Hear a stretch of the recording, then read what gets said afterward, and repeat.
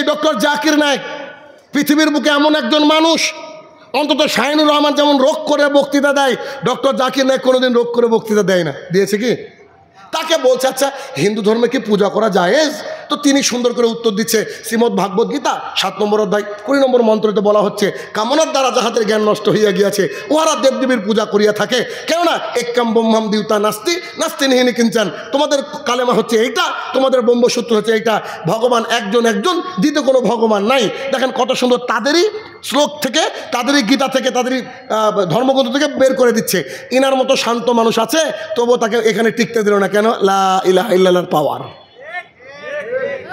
তার মানে আমি আপনাদেরকে বোঝাতে চাইছি, যেই ব্যক্তি লা ইলাহা ইল্লাল্লাহ বলে সঠিকভাবে দ্বীন ইসলাম বুঝবে, তার উপরে পরীক্ষা আসবেই আসবে। যদি পরীক্ষা না আসে, বুঝে নিতে হবে আপনি ভুল রাস্তায় আছেন। আপনাকে এই যারা যুবক ভাইরা আমার আছেন, তাদেরকে বলছি, আপনি এই পরীক্ষার রেজাল্ট 1 সপ্তাহের মধ্যে পাবেন। দেখবেন, আপনাকে আমি বলছি, রাসূল সাল্লাল্লাহু আলাইহি সাল্লাম বলছেন, এফাউল্লাহা, তোমরা দাড়িটাকে ছেড়ে দাও, ওয়াসুস সারেফ, গোপটাকে ছাটো। এই বক্তৃতা এখন আপনার সামনে আমি পেশ করলাম। দাড়ি রাখার সুন্নাত নাই, দাড়ি রাখা হচ্ছে ওয়াজিব তথা ফরজ। একজন মুসলমান যদি ছেলে হয়, তার জন্য দাড়ি রাখা হচ্ছে ফরজ, তাকে দাড়ি রাখতে হবে। 18 বছরের ভাই, 17 বছরের ভাই, 19 বছর 20 বছরের কলেজে পড়া ভাইটা, স্কুলে পড়া ভাইটা, আমার এই বক্তৃতা বুকের মধ্যে নিয়ে গিয়ে যদি আপনি বাড়িতে গিয়ে খালি আজকে রাত্রে বলেন যে শাহিনুর রহমান বললো দাড়ি রাখা ফরজ, অতএব আমি আর দাড়ি কাটবো না, নিশ্চিত আমি দাড়ি রেখে দেবো। যদি আপনি বিবাহিত হন, তো গ্যারান্টি ফজর পর্যন্ত আপনার স্ত্রীর সাথে বয়কট। স্ত্রী আপনাদেরকে ঘুরবেই না, কিছু বোঝানোর চেষ্টা করবে, বলবে তুমি পাগল হয়েছো, মাত্র 6 মাস হলো বিয়ে হয়, এর মধ্যে তুমি দাড়ি রাখবা, বোকা কোথাকার। আমাদের সন্তানদের বিয়ে দেওয়ার পর তারপরে দাড়ি রাখবো, মানে ওর বউ হচ্ছে মালাকুল মতের সাথে কন্ট্রাক্ট সাইন করেছে। দ্বিতীয় কোনো যুবক এখনো বিয়ে করেনি, ও যদি এই বক্তৃতা বাড়িতে শোনায় আর ওর মাকে বলে, আব্বু ডাইনিং টেবিলে খাওয়ার সময় শাহিনুর রহমান বললো দাড়ি রাখা নাকি ফরজ, দাড়ি রেখে দেবো, ওর আম্মু বিরোধিতা করবো, ওর আব্বু করবে।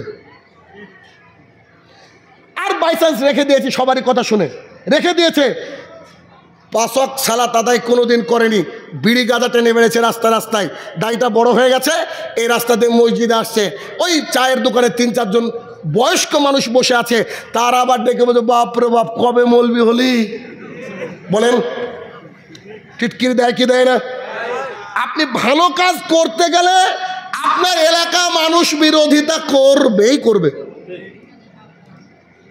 এক জায়গায় বক্তৃতা করতে গিয়েছি, তো একজন আলেম বলছে আমি 40 বছর ধরে ইমামতি করছি। তা আমি মনে মনে বললাম, শালা তুমি খারাপ নয়, তোমার জনগণের বুকে তালা। বুঝেননি? 40 বছর ইমামতি কি করে করতে পারে ও? আমার কথা মানে বুঝতে পারছেন না?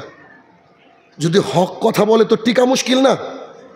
আল্লাহ রসুল তো টিকতে পারেনি, আল্লাহ রসুল টিকতে পারেনি। আপনি আমি টিকছি কি করে? তার মানে আমাদের ঘাটতি, আর না হলে লোকজনের ঘাটতি, আর না হলে সবাই ইমানদার। দেখেন তো একটা গ্রাম সবাই ইমানদার, ফজরে যতজন, মাগরিবে ততজন, এশাতে ততজন, জুমাতে ততজন, আছে কোনো গ্রাম? নাই, শুধু আমার গ্রামটা আছে। চলেন, আমি তৈরি করেছি আলহামদুলিল্লাহ।